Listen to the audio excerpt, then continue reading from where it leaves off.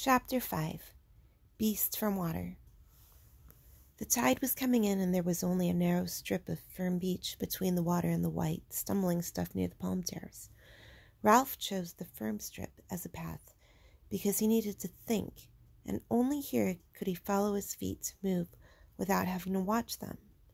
Suddenly, pacing by the water, he was overcome with astonishment. He found himself understanding the wearisomeness of this life, where every path was an improvisation, and a considerable part of one's walking life was spent watching one's feet. He stopped, facing the strip, and remembering that first enthusiastic exploration as though it were a part of brighter childhood, he smiled jeeringly. He turned then and walked back toward the platform, concealing splendors of the sunlight. He went carefully over the points of his speech. There must be no mistake about this assembly, no chasing imaginary. He lost himself in a maze of thoughts that were rendered again by his lack of words to express them. Frowning, he tried again. This meeting must not be fun, but business. At that he walked faster, aware all at once of urgency in the declining sun and a little wind created by his speed that breathed about his face. This wind pressed his gray shirt against his chest so that he noticed, in this new mood of comprehension, how the folds were stiff like cardboard and unpleasant. Noticed, too, how the frayed edges of his shorts were making an uncomfortable pink area on the front of his thighs. With a convulsion of the mind, Ralph discovered dirt and decay, understood how he disliked perpetually flicking the tangled hair out of his eyes, and last, after the sun was gone, rolling noisily to rest among dry leaves. At that, he began to trot. The beach near the bathing pool was dotted with groups of boys waiting for the assembly. They made way for him silently and conscious of his grim mood and the fault at the fire. The place of assembly in which he stood was roughly a triangle, but irregular and sketchy, like everything they made. First, there was the log on which he himself sat, a dead tree that must have been quite exceptionally big for the platform. Perhaps one of those legendary storms of the Pacific had shifted it here. This palm trunk lay parallel to the beach, so that when Ralph sat, he faced the island, but to the boys was a darkish figure against the shimmer of the lagoon. The two sides of the triangle of which the log was base were less evenly defined. On the right was a log polished by restless seats along the top, but not so large as the chief's and not so comfortable. On the left were 4 small logs, one of them, the farthest, lamentably springy. Assembly after assembly had broken up in laughter when someone had leaned too far back and the log had whipped and thrown half a dozen boys backwards into the grass. Yet now he saw no one had had the wit, not himself, nor Jack, nor Peggy, to bring a stone and wedge the thing. So they would continue enduring the ill-balanced twister because, again, he lost himself in deep waters. Grass was worn away in front of each trunk, but grew tall and untrodden in the center of the triangle. And then at the apex, the grass was thick again because no one sat there. All around the place of assembly, the great chunks rose, straight or leaning, and supported the low roof of leaves. On 2 sides was the beach, behind the lagoon, in front the darkness of the island. Ralph turned to the chief's seat.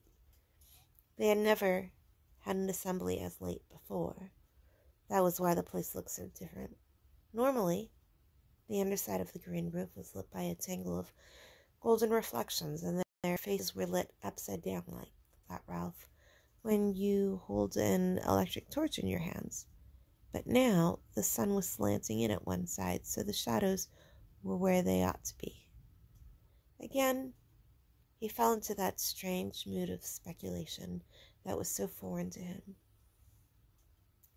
If faces were different when lit from above or below, what was a face?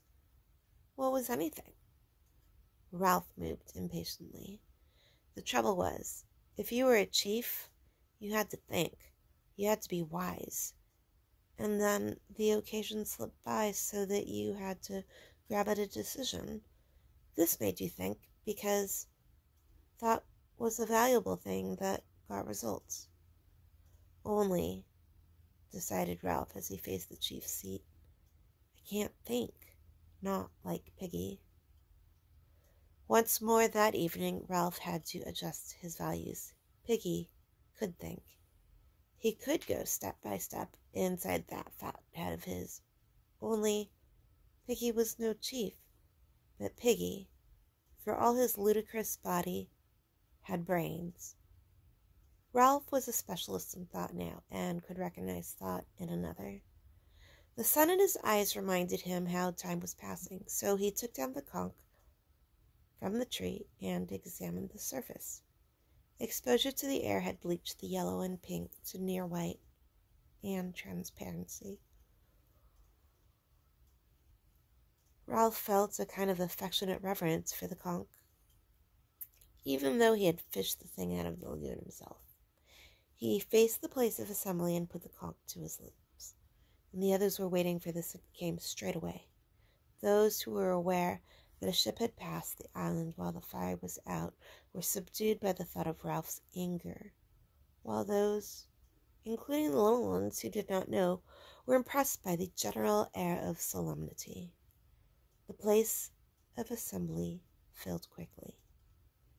Jack, Simon, Maurice, most of the hunters on Ralph's right, the rest on the left under the sun. Piggy came and stood outside the triangle. This indicated that he wished to listen but would not speak, and Piggy intended it as a gesture of disapproval. The thing is, we need an assembly. No one said anything, but the faces turned to Ralph were intent. He flourished the conch. He had learned as a practical business that fundamental statements like this had to be said at least twice before everyone understood them. One had to sit, attracting all eyes to the conch, and drop words like heavy round stones among the little groups that crouched or squatted. He was searching his mind for simple words so that even the little ones would understand what the assembly was about. Later, perhaps, practiced debaters Jack, Maurice, Piggy would use their whole art to twist the meaning, but now, at the beginning of the subject of the debate, must be laid out clearly. We need an assembly, not for fun, not for laughing and falling off the log. The group of the little ones on the twister giggled and looked at each other. Not for making jokes or for... He lifted the conch in an effort to find the compelling word. For cleverness, not for these things, but to put things straight. He paused for a moment. I've been alone. By myself I went, thinking what's what. I know what we need, an assembly to put things straight. And first of all, I'm speaking. He paused for a moment and automatically pushed back his hair. Piggy tiptoed to the triangle, his ineffectual protest made, and joined the others. Ralph went on. We have lots of assemblies. Everybody enjoys speaking and being together. We decide things, but they don't get done. We were going to have water brought from the stream and left in those coconut shells under fresh leaves. So it was, for a few days.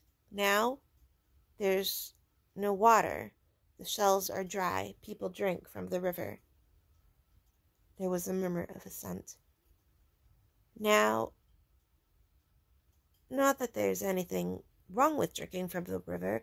I mean, I'd sooner have water from that place, the pool where the waterfall is, than out of an old coconut shell. Only, we said we would have the water brought, and now not. There were only 2 full shells there this afternoon. He licked his lips. And then there's the huts. Shelters.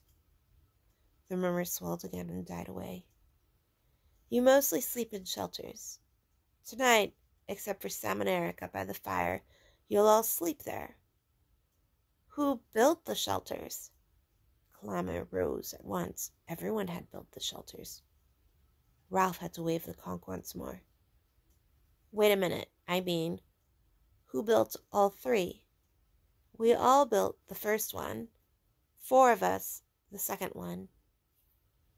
And me and Simon built the last one over there. That's why it's so tottery. No, don't laugh. That shelter might fall down if the rain comes back. We'll need those shelters then. He paused and cleared his throat. There's another thing. We chose those rocks right along beyond the bathing pool as a lavatory. That was sensible, too. The tide cleans the place up. You little ones know about that.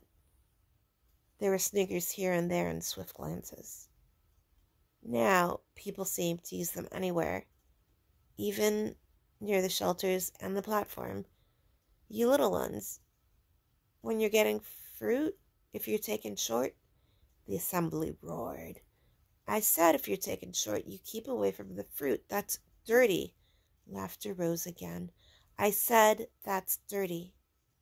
He plucked at his stiff gray shirt. That's really dirty. If you're taken short, you go right along the beach to the rocks, see? Piggy held out his hands for the conch, but Ralph shook his head. His speech was planned, point by point. We've all got to use the rocks again. This place is getting dirty. He paused. The assembly, sensing a crisis, was tensely expectant. And then, about the fire. Ralph let out a spare breath, a little gasp that was echoed by his audience. Jack started to chip a piece of wood with his knife and whispered something to Robert, who looked away. The fire is the most important thing on the island. How can we ever be rescued except by luck if we don't keep a fire going? Is a fire too much for us to make? He flung out an arm. Look at us. How many are we? And yet we can't keep a fire going to make smoke. Don't you understand? Can't you see we ought to die before we let the fire out? There was self-conscious giggling among the hunters, and Ralph turned to them passionately. You hunters, you can laugh, but I tell you, the smoke is more important than the pig. However often you kill one, do all of you see? He spread his arms wide and turned to the whole triangle. We've got to make smoke up there, or die. He paused, feeling for his next point. And another thing, someone called out. Too many things. There came a mutter of agreement. Ralph overrode them. And another thing, we nearly set the whole island on fire, and we waste time rolling rocks and making little cooking fires. Now I say this and make it a rule because I'm chief. We won't have fire anywhere but on the mountain, ever. There was a row immediately. Boys stood up and shouted, and Ralph shouted back, because if you want a fire to cook fish or crab, you can jolly well go up the mountain. That way we'll be certain.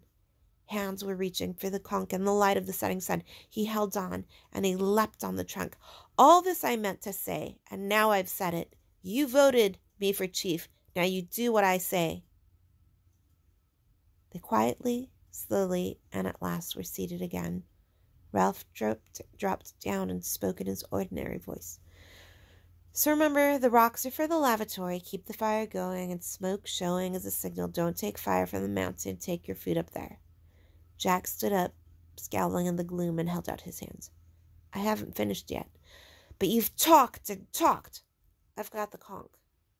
Jack sat down, grumbling. Then the last thing. This is what people could talk about. He waited till the platform was very still. Things are breaking up. I don't understand why. We began well, we were happy, and then... He moved the conch gently, looking beyond them, at nothing, remembering the beastie, the snake, the fire, the talk of fear. And then People started getting frightened. A murmur, almost a moan, rose and passed away. Jack had stopped whittling. Ralph went on abruptly. But that's little one's talk. We'll get that straight. So the last part, the bit we can all talk about, is kind of deciding on the fear. The hair was creeping in his eyes again. We've got to talk about this fear and decide there's nothing in it. I'm frightened myself sometimes, only that's nonsense, like boogies. Then, when we've decided, we can start again and be careful about things like the fire. A picture of the three boys walking along the bright beach flitted through his mind. And be happy. Ceremonially, Ralph laid the conch on the trunk beside him as a sign that the speech was over. What sunlight reached them was level.